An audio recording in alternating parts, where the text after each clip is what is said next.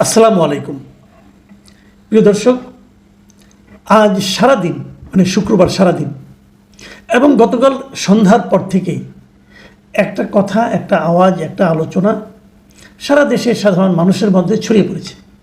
সেটা হলো ডক্টর ইউনূস সাহেব পদত্যাগ করতে চাচ্ছেন, পদত্যাগ করতে চাচ্ছেন, পদত্যাগ করতে যাচ্ছেন না, হয় চাচ্ছেন। কেন চাচ্ছেন? যে উনি বিরক্ত হয়ে যাচ্ছেন, উনি হতাশ হয়ে যাচ্ছেন, উনি ভাবছেন যে ওনাকে সবাই পর্যাপ্ত পরিমাণ সহযোগিতা করছে না। যেহেতু সহযোগিতা করছে না, তাহলে উনি কাজ করবেন কীভাবে? উনি কাজ করতে চান, এই হলো বেসিক কথা। তো এই কথাগুলিতে বললেই যে মানুষ আবেগ আপ্লুত হয়ে যাবে, সেই বাস্তবতা বোধহয় এখন আর নাই। হতো আজকে থেকে যদি 9 মাস আগে উনি কথা বলতেন, সবাই আমাকে সাহায্য করছে না, সহযোগিতা করছে না, আমি থাকবো না, মানুষ আবেগ আপ্লুত হয়ে যেত, মানুষ হয়তো ঝাঁপিয়ে পড়তো। দেখুন, একটা জিনিস আমি এই প্রসঙ্গটা বলি যে এই কথা উনি যে পদত্যাগ করতে চাচ্ছেন অথবা পদত্যাগ করতে আগ্রহ প্রকাশ করেছেন, বিরক্তি প্রকাশ করেছেন, এই বিষয়গুলো কালকে সন্ধ্যার পর থেকে আমাদের কাছে আসলো কিভাবে? বিভিন্ন মিডিয়ার মাধ্যমে, সোশ্যাল মিডিয়ার মাধ্যমে। কিন্তু এই নিউজটার, এই ইনফরমেশনটার প্রধান এবং প্রথম সূত্রকে, প্রথম সূত্র হচ্ছে মিস্টার নাহিদ ইসলাম।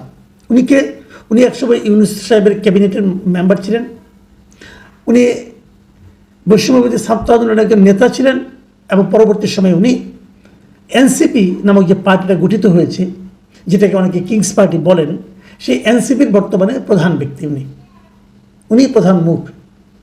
তো এনসিপির নেতা বলেছেন, আমি কালকে থেকে এটা অপেক্ষা করছিলাম যে উনি যে বললেন, আসলে কি ডক্টর ইউনূস চাচ্ছেন এরকম কিছু করতে? আসলে কি ডক্টর ইউনূস হতাশ? আসলে কি উনি কারোর ওপর ক্ষুব্ধ? এই বিষয়গুলো জানার জন্য আমি তখন থেকে অপেক্ষা করছি। তো আমার অপেক্ষার পদ্ধতিটা কি, আমি কি কার কাছ থেকে জানতে চাই? দেখুন, ডক্টর ইউনূস সাহেবের একটা প্রেস উইং আছে। আমার জানা মতে এত বিশাল আয়তনের প্রেস উইং বাংলাদেশের আর আগের কোনো সরকার প্রধানের ছিল না। অনেকগুলি লোক এখানে আছে, press secretary, deputy press secretary, assistant press secretary, এরকম অনেক পদ, এবং সবাই যার যার মতো শার্প। এবং প্রেস সেক্রেটারি তো বিশাল ব্যক্তিত্ব, এবং উনি তো মানে এতটা দায়িত্ব নিয়ে কথা বলেন, জানে অনেক সময় উপদেষ্টার মতো বলার সাহস পান না, উনি সেটা বলে ফেলেন। ম্যান্ডেট নিয়ে অনেক কিছু বলে ফেলেছেন, ওনার কথা তো আর বলাই বাহুল্য। ওনাকে সবাই চিনে, এতটাই চিনে যে একজন ওনার সঙ্গে ইন্টারভিউ নেওয়ার সময় প্রশ্ন করতে এমনও বলেছিলেন যে ওনার ভাবসাব দেখে মনে হয় দেশটা উনি এবং ডক্টর ইউনূস চালাচ্ছেন, আর কেউ না। যা হোক, সেটা অন্য প্রসঙ্গ। তো আমি আশা করেছিলাম যে এদের কাছ থেকে কোনো একটা রিয়াকশন আমি পাই কিনা, এরা কেউ বলে কিনা যে ডক্টর ইউনূস পদত্যাগ করতে চাচ্ছেন। আনফর্চুনেটলি এখন পর্যন্ত পাইনি। তারা কেউ বলেননি কিছু। কে বলেছেন? নাহিদ ইসলাম। কেন নাহিদ ইসলাম? কেন নাহিদ ইসলাম কি সরকারের মুখপাত্র? তা তো নয়। নাহিদ ইসলাম কি ডক্টর ইউনূসের মুখপাত্র? তাও তো নয়। আচ্ছা, নাহিদ ইসলামকে যে ডক্টর ইউনূস এই কথাগুলি বলেছেন, তার কোনো সাক্ষী আছে? ওখানে কি আর কেউ সাক্ষী দিয়েছে? দেয়নি। তাহলে আমরা কী করে জানলাম? নাহিদ ইসলাম বলেছেন বলে জানলাম। এমনও তো হতে পারে নাহিদ ইসলামের কাছে মনে হয়েছে, হয়তো ডক্টর ইউনূস কিছুই বলেননি। নাহিদ ইসলাম ভেবেছেন এভাবে বললে, নাহিদ ইসলাম কিন্তু একটা রাজনৈতিক দলের প্রধান, হয়তো নাহিদ ইসলাম ভেবেছেন এভাবে বাইরে এসে মিডিয়াকে বললে হয়তো তাদের রাজনৈতিক কোনো লাভ হতে পারে। হতে পারে না কি? হতে পারে। তাহলে আসলে কি হয়েছে আমি জানি না। আচ্ছা, আরেকটা কথা বলি। এই কথাগুলো নাহিদ ইসলাম কবে প্রকাশ করলেন? বৃহস্পতিবার দিন রাতে। বৃহস্পতিবারের পরের দিন কি? শুক্রবার। আমাদের এখানে শুক্রবার দিন এই বাইতুল মোকাররম, গুলিস্তান এলাকা, বঙ্গবন্ধু এভিনিউ, এমনকি শাহবাগ পর্যন্ত লোকজন জড়ো করা খুব সহজ কাজ। ছুটির দিন থাকে, অনেকেই জুমা নামাজ পড়তে আসেন। তারা তো আধা ঘন্টার জন্য এখানে বাড়তি সময়, 1 ঘন্টার জন্য বাড়তি সময় দিতেও পারেন। এই জন্য দেখবেন কিছু কিছু পলিটিক্যাল পার্টি আছে, তারা সমস্ত আন্দোলনের ঘোষণা শুক্রবারকে কেন্দ্র করে দেয়। তাহলে অনেকে কি ভেবেছিল যে আমি বৃহস্পতিবার দিন বলবো, শুক্রবার দিন ছুটির দিন আছে, সারা দেশের লোক গাজীপুর, নারায়ণগঞ্জ, নরসিংদী অথবা মানিকগঞ্জ, মুন্সিগঞ্জ থেকে গাড়ি ভর্তি করে লোক সব চলে আসবে শাহবাগে, এসে তারা বলবে না ইউনূস তুমি যেও না, তুমি যেও না, এগুলো বলবে? এরকম ভেবেছিলেন কেউ? যদি ভেবে থাকেন, সেরকম ভাবনার কোনো বাস্তবায়ন দেখা যায়নি। কেন দেখা যায়নি? আসলে ওই যে বললাম 9 মাস আগে যেটা ছিল ডক্টর ইউনূসের, সেই ইমেজটা এখন আর নাই। 9 মাস আগে এদেশের মানুষ তার উপর যতটা ভরসা করেছিল, সেই ভরসাটা এখন আর এদেশের মানুষ ওনার উপর খুঁজে পাচ্ছে না। কাজে যদি আমি ধরি যে উনি এক ধরনের সিম্প্যাথি সিক করেছিলেন, মানে মানুষের সহানুভূতি লাভের জন্য এই ধরনের কথাটা ছড়ানো হয়েছে, তাহলে বলবো সেটা একেবারেই মাঠে মারা গিয়েছে। এবং মাঠে মারা যে যাবে, এই বাস্তবতাটা পর্যন্ত উপলব্ধি করার, বোঝার মতো সক্ষমতা ওনাদের নাই। তারপর উনি বলেছেন, এখন নাহিদ ইসলাম সাহেব এখান থেকে বের হয়ে এসে কী বললেন? উনি বললেন যে, আমি ওনার কথাটাই পড়ে শোনাই। উনি যেটা বলেছেন সেটা বলছেন যে উনি নাকি সকালেই শুনেছেন যে ডক্টর ইউনূস পদত্যাগ করতে পারেন। এটা শুনেই এই বিষয়ে কথা বলার জন্য বিকেলে উনি ওনার সঙ্গে দেখা করতে গিয়েছিলেন সন্ধ্যায়। তারপরে উনি ওখান থেকে বেরিয়ে এসে বিবিসি বাংলাকে উনি যে কথা বলেছেন সেটা আমি হুবহু পড়ে শোনাই। উনি বলেছেন যে, স্যার বলেছেন আমি যদি কাজ না করতে পারি, যে জায়গা থেকে তোমরা আমাকে আনছিলা একটা গণ অভ্যুত্থানের পর, দেশের পরিবর্তন, সংস্কার, কিন্তু যেই পরিস্থিতি, যেভাবে আন্দোলন বা আমাকে জিম্মি করা হচ্ছে, এটসেট্রা এটসেট্রা, মানে উনি আনহ্যাপি হয়ে যাচ্ছেন, ওনাকে সবাই জিম্মি করছে, উনি কাজ করতে পারছেন না। আচ্ছা, একটা প্রশ্ন আমি বলতেই চাই, 10 মাসে উনি আসলে কী কাজ করেছেন? গত 9-10 মাসে উনি যে কাজটা করেছেন, কী কাজটা করেছেন? আমি যদি বলি মোটা দাগে, উনি দেশটাকে বিভক্ত করেছেন, দেশটাকে ভাগ করে দিয়েছেন। উনি কোথায় দেশটা শান্তির লক্ষ্যে দেশটাকে ঐক্যবদ্ধ করবেন তা করেননি, উনি দেশটাকে ভাগ করে দিয়েছেন। উনি মব ভায়োলেন্সকে এক ধরনের প্রাতিষ্ঠানিক বৈধতা দিয়েছেন। মব ভায়োলেন্সে কী পর্যায়ে পড়ছে আপনি চিন্তা করতে পারবেন না। আপনারা চিন্তা, আমি ভুল বললাম, চিন্তা করতে পারবেন না কেন? আপনারা তো দেখছেন, পৃথিবীর অন্য কোনো দেশের লোক চিন্তা করতে পারবে না আমাদের এখানে মব ভায়োলেন্সের নামে কি হচ্ছেটা কি। যে কোনো একজন লোকের দিকে আঙুল তুলে বললেই হলো সে স্বৈরাচারের দালাল, বললেই হলো সে স্বৈরাচারের দোষর, তাকে ধরে পিটাও মারো, কেউ কিছু করবে না। এই বাস্তবতা হয়েছে। কয়েকদিন আগে দেখলাম ধানমন্ডিতে এক ভদ্রলোকের বাড়ি ঘেরাও করেছে কয়েকজনে, ঘেরাও করে বলছে ওই স্বৈরাচারের দোষা, তাকে অ্যারেস্ট করতে হবে। পুলিশ বলছে ওনাকে তো আমি অ্যারেস্ট করবো, কোন মামলায় করব? মবের যে লিডার সে বলছে আগে অ্যারেস্ট করেন, তারপর আমি যে মামলা দেবো। ভাবুন কোন দেশে আছেন আপনি। এই দেশে চলেছে, তাকে পুলিশ ধরে নিয়ে গেছে, ওই মব যে করেছে সে, যে ভায়োলেন্স করে, ভায়োলেন্সের নেতা যিনি তাকে ধরে নিয়ে গেছেন, এনসিপির আরেক নেতা যিনি তাকে ছাড়িয়ে এনেছে।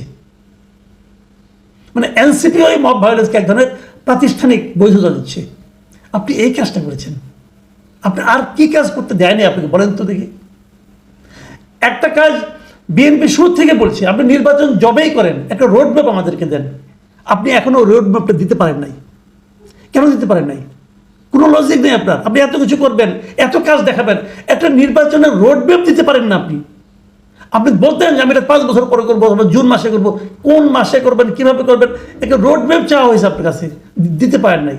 সবসময় এখানে এক ধরনের অস্পষ্টতা, এক ধরনের কুয়াশায় ঢেকে রেখেছেন আপনি নির্বাচন বিষয়টাকে। কেন? কোনো যুক্তি আছে? আন্দোলন হচ্ছে, আপনি একটা আন্দোলনও ভালোভাবে মেটাতে পারেন নাই। আন্দোলনগুলি যে হচ্ছে, মানুষের যে দাবি দেওয়া থাকবে না? এরকম দেশে, গরিব একটা দেশে মানুষের মধ্যে হাজার রকম দাবি দেওয়া আছে। দাবি দেওয়াগুলি যৌক্তিক কি অযৌক্তিক কখন বিবেচনা করে দেখেছেন? কেবল আপনি দেখছেন যে এনসিপি কোনো দাবি নিয়ে আসে কিনা। এনসিপি দাবি নিয়ে আসলে সেগুলো সব বাস্তবায়ন হয়ে যাচ্ছে। এনসিপি ছাড়া আর কারো দাবি কোনো বাস্তবায়ন হচ্ছে না। এই যে এখন যখন আমি কথা বলছি, এখনও তো শহীদ মিনারে দেখলাম পল্লী বিদ্যুতের কয়েক হাজার লোক গত 3 দিন ধরে বসে আছে। আপনি জিজ্ঞাসা করেছেন তারা কেন বসে আছে?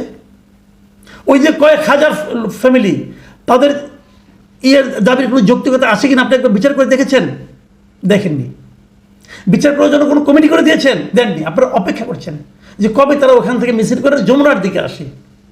তারা পর্যন্ত আপনি কিছু করবেন না। যমুনার সামনে না আসলে আপনি হয় না। এই যে এতগুলি লোক মারা গেছে শহীদ, তাদের এখনো তাদের দেওয়ার প্রতিশ্রুতি দিতে পেরেছেন? পারেন নাই। এই যে এতগুলি লোক আহত হয়েছে, কয়েক হাজার লোক আহত হয়েছে, সবার সুচিকিৎসা করতে পেরেছেন? না, তাও পারেননি। আপনি কাজ করতে পারছেন না বলে হাহুতাশ করছেন, হুমকি দিচ্ছেন আমি পদত্যাগ করব। পদত্যাগ করে মানুষের সিম্পেথি আদায় করতে চাচ্ছেন। কেন? বিরোধটা কোথায়? আপনার সঙ্গে বিরোধ হয়েছে বিএনপির সঙ্গে, বিরোধ হয়েছে কিছুটা আরবির সঙ্গে। বিএনপি যা বলেছে সেটা আপনি বাস্তবায়ন করতে চাচ্ছেন না, অথবা পারছেন না, অথবা আপনার ইচ্ছার বাইরে গেছে। ইশাক একজন লোক একই কাজ করেছে। চট্টগ্রামের সিটি কর্পোরেশন একটা শাহাদাতকে আপনার শপথ করিয়েছেন, সেই একইভাবে ইশরাক আদালতে রায় নিয়ে এসেছে তাকে আপনি শপথ করতে দিচ্ছেন না, আপনার এক উপদেষ্টা তাকে শপথ করতে দিবে না। তার ব্যক্তিগত জেদ এই কারণে কাজ করছে, জেদ এবং অনভিজ্ঞতা আমি বলবো। আপনি সেটাকে সাপোর্ট করে বসে আছেন। আর্মির সেনাপ্রধান তার ঊর্ধ্বতনদের নিয়ে একটা মিটিং করেছেন, সেই মিটিংয়ে তারা কী কী দাবি করেছেন, যে কথাগুলি বলেছেন সেটা মন্দ কথাটা কোনটা, সে কথাটা আমি মনে করি জনগণের ইচ্ছার প্রতিফলন ঘটেছে। উনি বলেছেন মোটা দাগে কয়েকটা কথা। একটা কথা হলো যে ওনার করিডোর দেওয়ার বিপক্ষে বলেছেন। অন্যায়টা কী হয়েছে, রাখাইনে করিডোর দেওয়ার পক্ষে কে? আপনার ডক্টর খলিল, যার অতীত ইতিহাস নিয়ে নানা রকমের স্ক্যান্ডাল, ভালোভাবে পড়া যায় না, দেখা যায় না, দুর্গন্ধ চলায়। সেই খলিল সাহেবের বক্তব্য নিয়ে আপনি নাচতেছেন। খলিল সাহেবের দেশের প্রতি কোনো মায়া আছে? কিছু না, সে দুদিন পরে আবার চলে যাবে বিদেশে। তাকে বানিয়েছেন জাতীয় নিরাপত্তা উপদেষ্টা, তার জন্য একটা পদ সৃষ্টি করেছেন আপনি। তো এটা নিয়ে আর্মি কথা বলবে না? যদি যুদ্ধ একটা লাগাই দেন, যুদ্ধ তো আর্মিকে করতে হবে, খলিল সাহেব তো যুদ্ধ করবে না, সে তো নিরাপদে ফ্লাইট ধরে আমেরিকা চলে যাবে তার ফ্যামিলির কাছে। তো হলোটা কি? আর্মি আর কি আপত্তি করেছে? আর্মি আপত্তি করছে মব ভায়োলেন্স নিয়ে। তো মব ভায়োলেন্স নিয়ে আপনি থামান না, মব ভায়োলেন্স আপত্তি করতে পারে না, অন্যায়টা কি? আর বলেছে যে ডিসেম্বরের মধ্যে নির্বাচন চেয়েছে, এটা বিএনপিও চেয়েছে। বিএনপি চেয়েছে ডিসেম্বরের মধ্যে নির্বাচন দিতে হবে।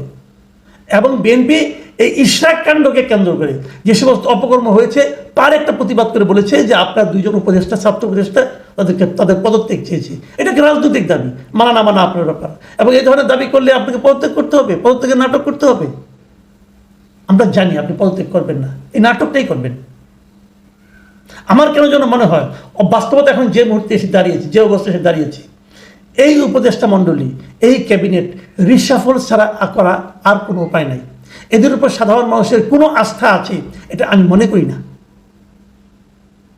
ডক্টর ইউনূস থাকতে পারবেন হয়তোবা যদি উনি ওনার সঙ্গে যাদের সঙ্গে আছেন, যারা ওনাকে ঘিরে রেখেছেন, যাদের মধ্যে অনেকেই এরই মধ্যে দুর্নীতির জড়িয়ে পড়েছেন, তাদেরকে সরাতে হবে। ফ্রেশ অ্যান্ড এফিশিয়েন্ট লোকজনকে দিয়ে আপনার ক্যাবিনেটকে রিশাফল করতে হবে, পুনর্গঠন করতে হবে, তা না হলে হবে না। এবং পুনর্গঠিত ক্যাবিনেটে অবশ্যই ছাত্র প্রতিনিধি এই সমস্ত বাচ্চা কাচ্চা থাকা চলবে না। কেবল তারপরে তাকে নির্বাচনের সুনির্দিষ্ট তারিখ ঘোষণা করতে হবে এবং যে কোনো ধরনের মব ভায়োলেন্স শক্ত হাতে দমন করতে হবে। যদি এগুলো করতে পারেন, কেবল তাহলেই আপনি পদত্যাগ করতে চাইলে সবাই এসে আপনাকে হাতে পায়ে ধরবে না, আপনি থাকেন। মানুষের প্রতি ভালোবাসাটা তৈরি হয় কিসের উপর? ভালোবাসাটা তৈরি হয় তার কাজের উপর। তেমন কিছু কাজ করেন, মানুষ আপনাকে আবার ভালোবাসবে। প্রিয় দর্শক, এখন এই পর্যন্তই। আল্লাহ হাফেজ।